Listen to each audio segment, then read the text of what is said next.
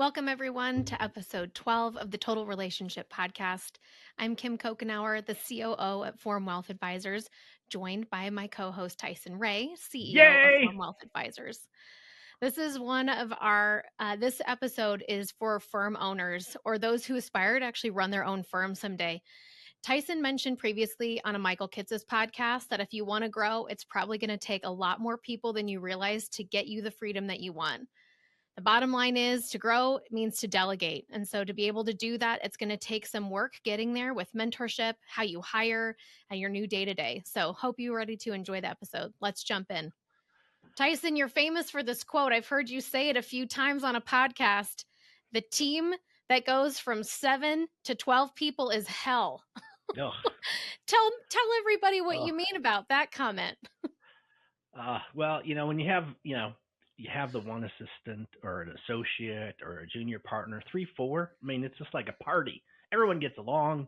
You figure everyone's in the know and the flow.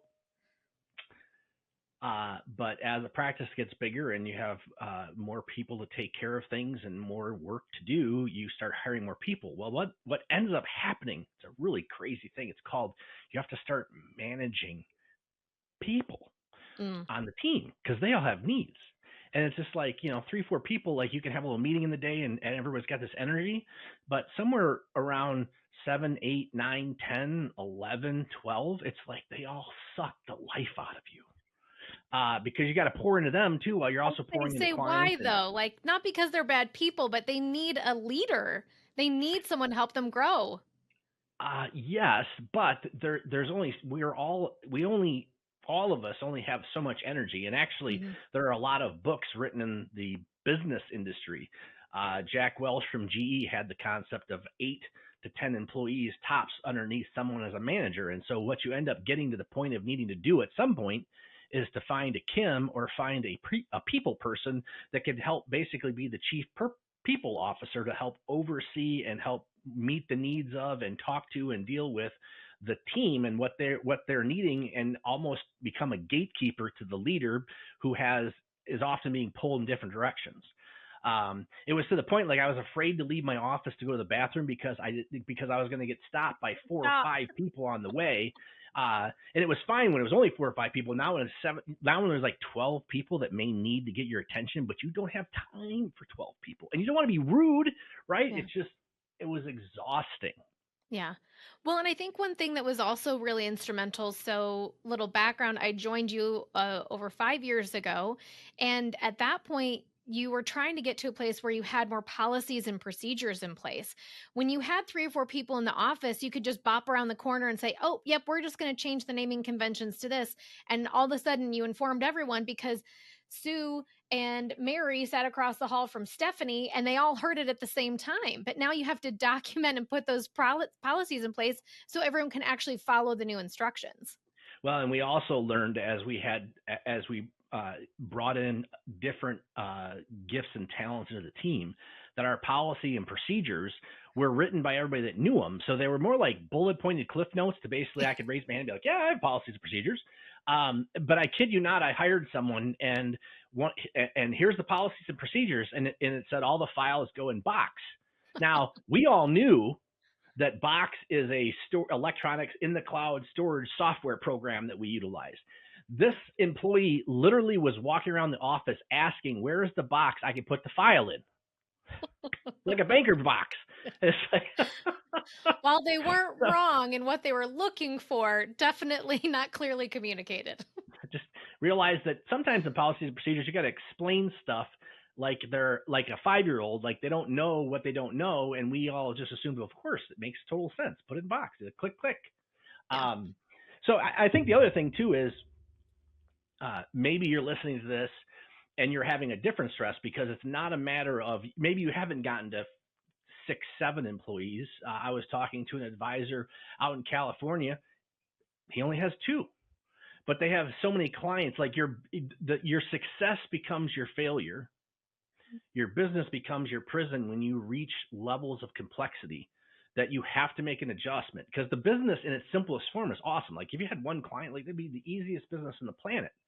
But either you end up having too many clients that you need to bring on associates to help with the workload, or you have associates that are growing out of their gifts and talents because they're taking on more and more, right? You have one or two people. That means someone's doing marketing and someone's doing compliance and someone's killing the bugs and someone's stocking the refrigerator and opening the office and closing the office. Someone else may be dealing with technology, and they're all wearing all these hats. Well, as the business grows in complexity, which grows with success, right? Your success becomes all of a sudden this trap that you need more help, or you're not able to help two or three or four associates with what the technology problem is, and the person that has that is too busy doing the compliance stuff, or maybe they're in a client meeting, and so it just becomes part of scaling is being able to realize if it isn't fun and you're not enjoying coming in the office, you're probably needing to do something different. Yeah. Well, and I think one of the things that I've seen us work through as a team has grown is that the hardest thing to do while you're still doing the job is to train it and let it go, and not necessarily let go of the outcome of it, but let go of that responsibility into the hands of somebody else who might actually do it better than you. And that's Let not a go. failure on Let you. go. We're control freaks. Like, let go. Oh my gosh. What was the quote we saw Yeah. last week that said everything you let go of has claw marks on it? Yes. Like, Like, like, yeah, that you can shred it on its way out the door. But I think one of the things I found to be really empowering as this team has grown is that, and reminding myself that I'm not going to be the best at everything. My skills and abilities might be, and I think have been, seeing all the different things that we have, put it together, create a job for that, and then find someone who can take what we've put together and actually do it better and execute better. And I think internally for us, that's been our marketing team has been a huge addition. Because when I came to you, I was handling marketing. I was like, no, this is time for a full time job. And you're like, I don't know. And 18 months later, we now have two full time people who are crushing it. But we have to be able to let go of those things and let go of our own ego in that, and trust that there's someone better who really is driven and motivated to help us accomplish what we want for the firm without us being the one in the driver's seat. yeah. And it's really hard the application of what I'm about to say is really hard, which is especially if you're the advisor and especially if you're growing a successful business, like you're making a difference in people's lives, which brings on other clients and family members and friends because they want what you're providing. That when you turn these things over, whatever that work is, whatever that role or job is that you're hiring someone else to take over, what I was told was you can only be successful to the extent you're allowed to fail. Because one of the mistakes I made early in my career is that I would just micromanage everything, so no one could actually ever fail, but then they could never be successful in their role because everything had to be brought to me to basically be rubber stamped, fixed, changed to make it how I wanted it, and therefore it was never actually becoming a team because it was just what I wanted.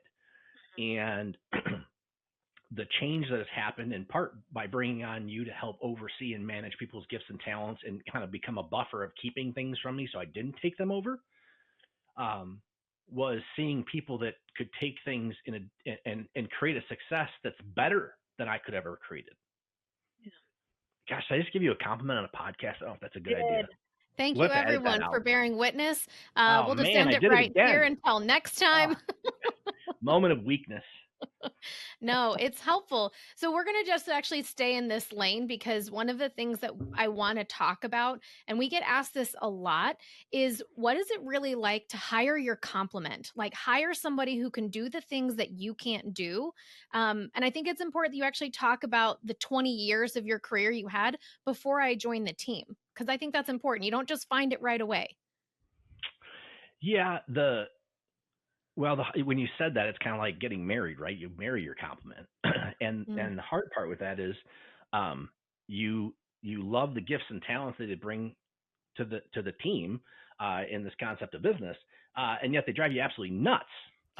So, for example, like if you're a high level thinker and a problem solver, you may not like to get caught up in the weeds, but you actually may need somebody that loves the details, and then it's just trying to learn how to talk to each other. And again, between having, and here's the other thing, if you're listening to this, get help. Get help. The last probably 5 or 6 years of you being on the team and the growth that we've had has not come just from you and I. It's no. come from outside consultants that we've used. It's come from EOS coaching. It's me being in strategic coach, me reading books about who, not how. Like, go find the who. Guess what? They'll know how to solve the problem. And it's coming to realization. It's like, hey, you need help.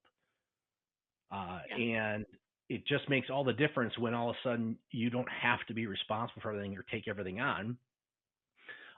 But I think too many advisors are burning themselves out trying to do it all, Yeah.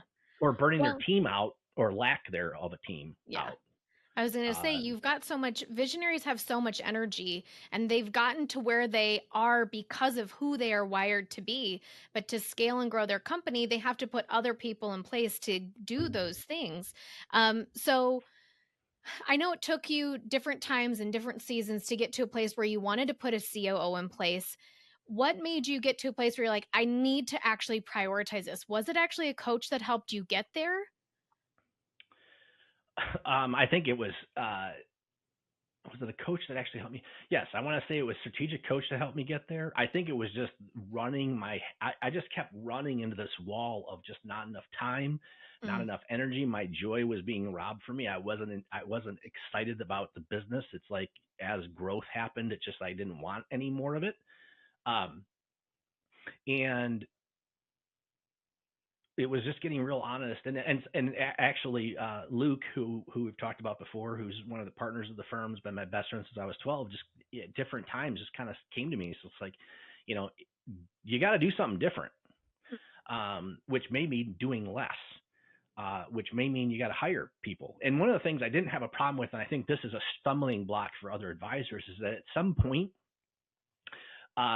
maybe you got to make it a game, or maybe you got to change your mindset. It's like, go sacrifice some of your income to hire the person in the form of a salary that can give you what you can't buy with the money you're trying to save and put in your pocket, that's not making you happy, right? If you burn yourself out making more money, great. You have this miserable lifestyle, but you have more money.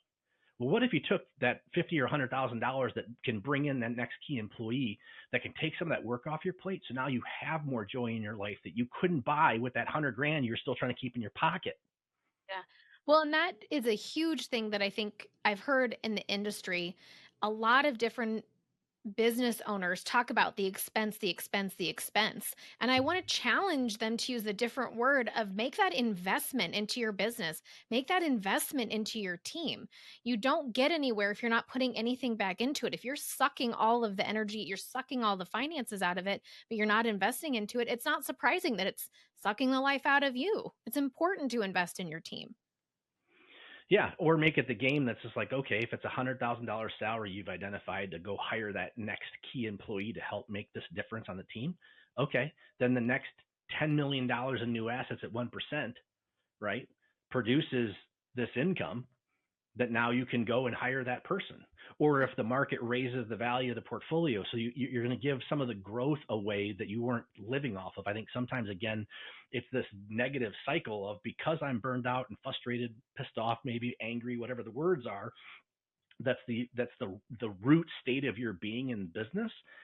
But you're making this money, so you go try and spend that money to medicate that issue, and it just never. But you never fix the issue. You're just medicating it. The way you fix the issue is take those resources and realize the privilege of bringing other people in to come help make a difference in the lives of these clients. Now, the other option, which I don't recommend because I did it twice. Like, I'm really good at doing it wrong, so I can learn to now come on a podcast and let me tell you why you don't want to do it this way. I was twice consulted or encouraged to, well, just cut your practice in half. Like, take your bottom half of your clients and send them away. And the problem with that is one, where are you sending them? Like, are they better off with some call Taking care center of or them. some 800 number that don't know who they are, to keep protecting them from themselves when they call and they're panicked, or they're going to spend more than they should, or buy something they shouldn't buy? But in the two times I did that, literally, I didn't learn. Like, usually you got to make a mistake more than once, right? So the second go round, I let one of the clients go that was below $500,000. We're gonna try and put this hard minimum in, and literally that next week I'm sitting at church, and Betty, the A client, was sitting next to her sister. And I sent the sister to the call center, and Betty looks at me and she's like, "Why'd you send my sister? Why can't my sister be your client anymore?" And what I found out in the small town I'm in, it's like it took about 2 years to work through the hiccup of the relationships of hundreds of people that we sent away, thinking that was going to make my life better. And what I realized was, well, okay, I gave up that revenue to then try and grow in a different direction. Well, if I'd have just kept that revenue that I would have given away and hired the people to take care of those people, and now they can still be cared for with the value system and the way we have things structured, we've been better off for that. Yeah. Well, and so a real practical thing that we actually have our team do with consistency is a tool from EOS called Delegate and Elevate. It's like if you're sitting there and you don't know, like you're drained at the end of the day, you're fatigued by your practice, you're overwhelmed, you're burned out, sit down, draw a quick grid, and put in the corner in the upper left, these are the things that I am great at and I love. And then to the right top grid, put in the things that you're good at and you like. And then bottom left, put the things that you're good at but you don't like. And then the bottom right that you're not good at and you don't like. So sit there and just give yourself 10 minutes.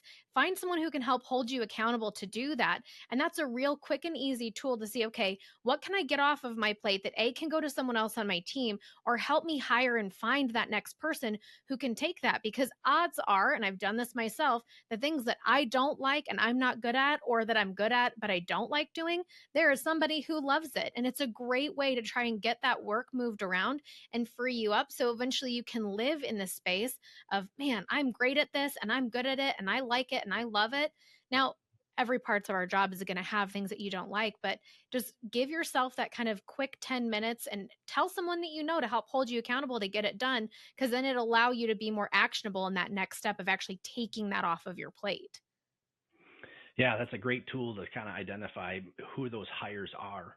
I think one of the things that helped shift my paradigm came from, again, strategic coach, and Dan Sullivan wrote another book called 10x is easier than 2x.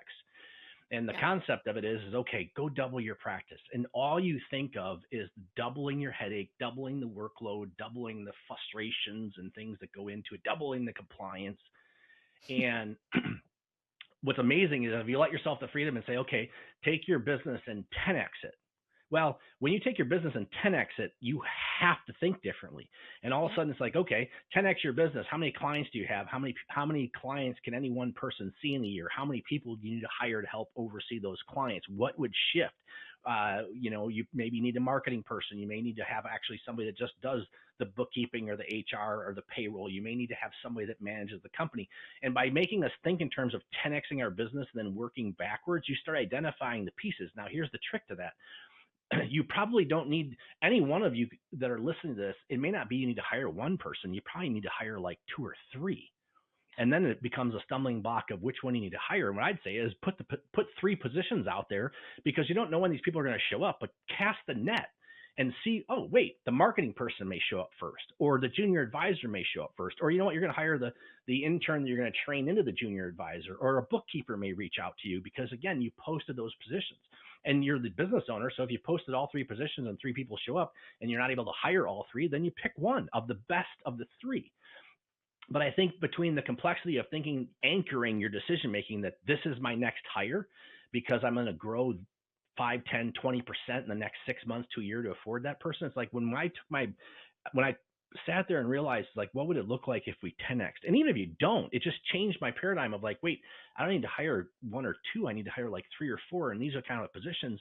And then that let your radar start looking for those people.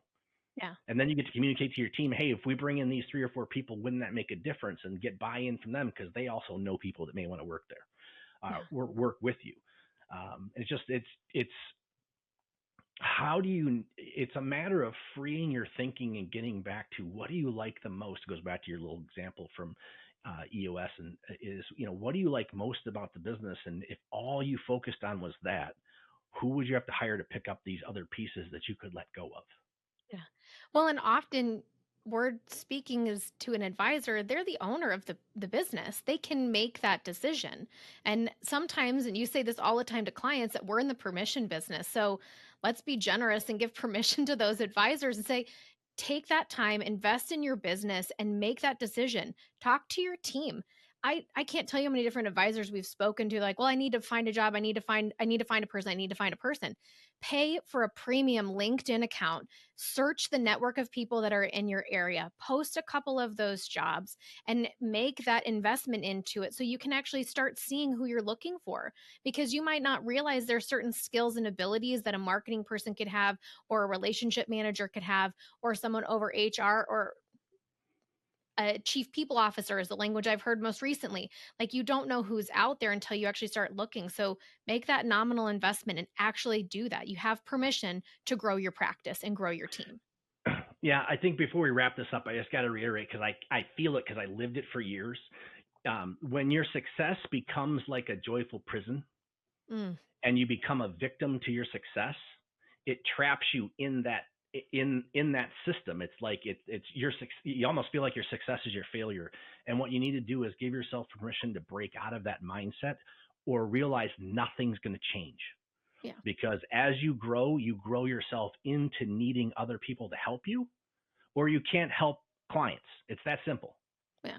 Well, and if you want to keep the client's relationship intact, the way that you've worked hard to build, you're going to have to be able to invest in that next generation of team members who are going to step in and actually care for the clients. And if they come onto your team and you are not in a position to actually invest anything in them in the teaching training, and you are so burned out, you are not making that look like a joyful place for them to be, or a privilege to be there working alongside clients. So I think it's kind of important for you to share a little bit, Tyson, about what you do to kind of build in a little bit of your own reserves, because you run really high energy. And so you're talking to an advisor who's burning out. What would you say to give them a little bit of that buffer so that they can recharge a little bit? So when they bring a new team member in, they're not scaring them away because they're just like, oh my God, thank goodness you're here. It's like, how can you do that better with some breaks? Yeah, I've had rhythms in my career when I've gone in and out of this. I've been in this rhythm now for quite a while, partially because again, strategic coach was helping because one of the things strategic coaches focus on is what they call free days. Like that's a day off. And kind of like the Sabbath, it's from midnight to midnight that the night before through you're going to sleep 2 nights, and in the middle of that 24 hour or in that 24-hour time frame, that entire day, it's like don't go in the office, don't work, try and shut down. um, Ironically, when I was 30, I decided I wanted to do an Ironman at the same time at being $1 million producer, which is this is what 15, a little more than that. Gosh, I'm getting old. Anyway, more like 20 years ago. And I took Tuesdays off because that's when I was going to go do my long run or my long bike, and then you're just dead tired after that. And I realized that my team loved it because I was gone. So they get caught up on the chaos that I created on Monday. And then I can step back into whatever I needed on Wednesday and go after that. There's been seasons I picked a Friday. Currently, it's a Wednesday. What that also gives me permission to do is work on the Saturday that I had that I was doing anyway. But it's like if you're not taking a chunk of time off and allowing yourself to be refreshed, whether that's to get a massage, go for a walk, spend some time with your family and loved ones, and kindle those, invest in those relationships, um, you're just constantly burning yourself out and dealing with stress that doesn't get rejuvenated. Because again, if you're not in a 7-day period of time taking 1 or 2 days to kind of just get refueled and recharged, uh, it's going to wear on you. And actually, I think you're going to make worse decisions because your best thinking doesn't come doing the job. Your best thinking comes when you're out doing something else. Yeah. Yeah.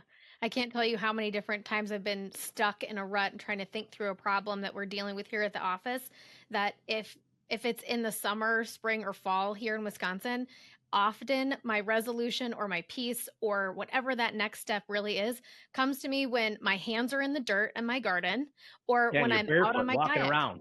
and I'm Yeah, barefoot. Yes, I barefoot yeah, garden. yeah, It's the best thing. Give it a try, everybody. Barefoot yeah. garden. But You know, it gets me out of being in here in the office, staring at my two screens, in the know and the flow of all the tasks and those things. You have to remove yourself from it. So you're right. As a visionary and an entrepreneur, you work very hard. You work harder than a lot of people I have ever encountered.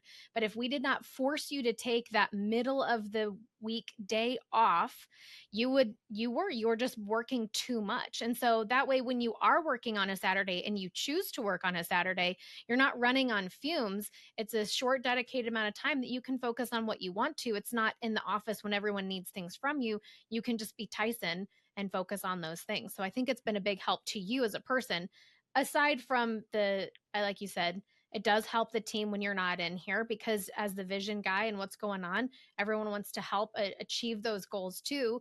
But as you know, the work still has to get done on other things. So we appreciate that day, but we know it's helpful to you, and that makes it better for everyone on the team. Well, and the way we were able to get that done is we were able to communicate to the team why I needed to be out of the office, why it was good for them for me not to be here. And then I still felt guilty for a while about it, and then realized I just needed to get over myself because it is good for me. And if it's good for me, it's good for the team. Yeah. Yeah, that's very true.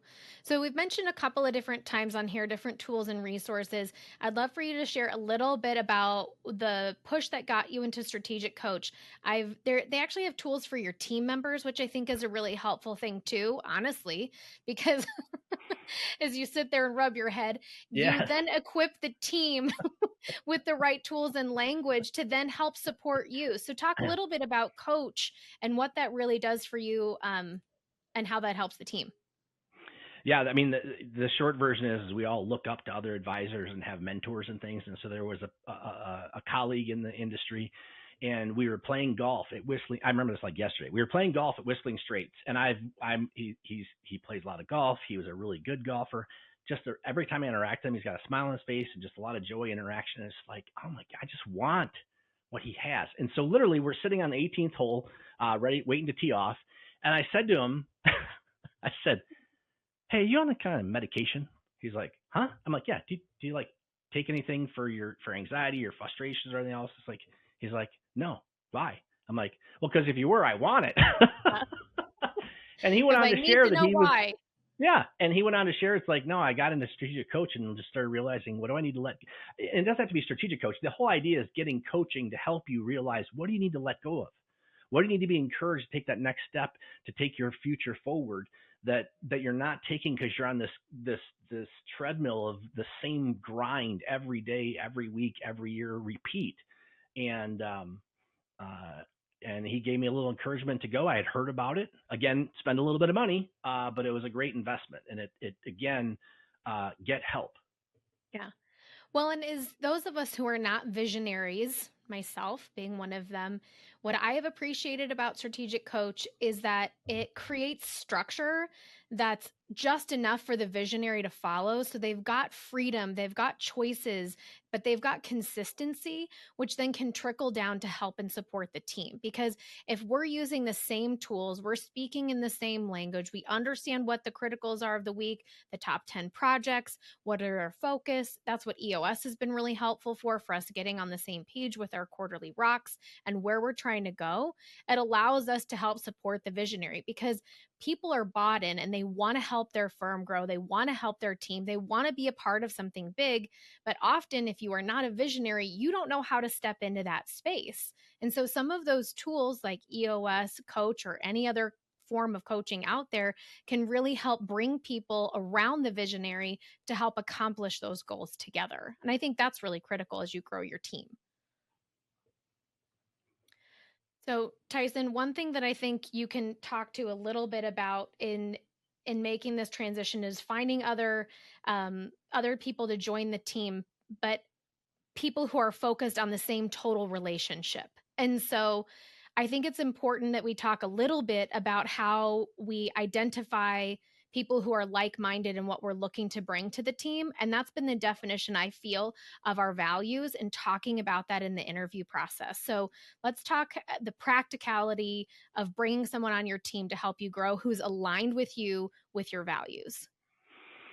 Yeah, the book Total Relationship that we wrote actually is kind of taking a life of its own, and actually you were partly responsible for that. It was all of a sudden I'm finding that Kim is sending the book out in the interview process, and so before I meet with them, they've read this book, and if they haven't read the book, then they're not interested enough for the job to come in, or for the career they're seeking, or for us to hire them. But all of a sudden, sitting down with someone and like they brought the book in. I remember one of the first ones that did it. It was like marked up and sticky noted, and he was turning to chapters and asking questions. And it's just like, hey, what have you put out there, or what are your marketing materials, or what's on your website that just projects who you are and what you're trying to do? And then it's giving people that information or looking for people that had the desire to go get that information, that they want to be a part of that. They have different skill sets than you hopefully have, hence the positions that you're looking to fill. But when the for Form Wealth, our firm, if the desire is to want to make life better for our clients, the desire is to be a servant and want to help other people. Uh, let's come be a part of it. Let's go make a difference together. And you don't need to necessarily go write a book. Use my book if you believe in it, but you don't necessarily have to go write a book, but you do need to find for yourself what is your value add? What are you doing that makes a difference that someone else can want to come and be a part of? Yeah. What do you need to do personally to get yourself rewired so that you're healthy enough that people want to work with you? Yeah. It makes a big difference. And so, encouragement is to make the priority to evaluate what you can get off of your plate and find the right person to do it. Get really clear on your values and and why you want to bring people onto your team and grow your practice, and be okay with getting some coaching. It makes a big difference on getting some outside perspective, because we all have blind spots to ourselves and our business.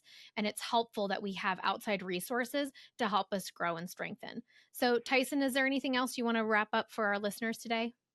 Yeah, I want to tell the listeners that somehow this is the first podcast that I noticed a little clock, because we're trying to make these like 20 minutes. And I've been like paranoid for like 11 minutes and 14 seconds thinking we're running long, we're running long. So hopefully they're still on listening to this thing. But we're just trying to put out information that we've learned that now we want to share, that can hopefully help you take your career forward, make it more enjoyable, bring other people along to make a greater difference in your clients, because you don't have to stay in the state of being burnt out. And ironically, growth will probably help you grow out of that state than keep you buried in it.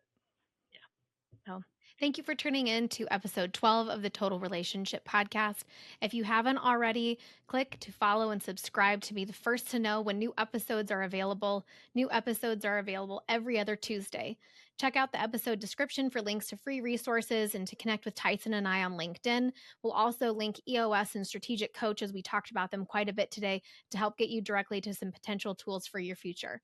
Visit totalrelationship.com to learn more about us. And until next time.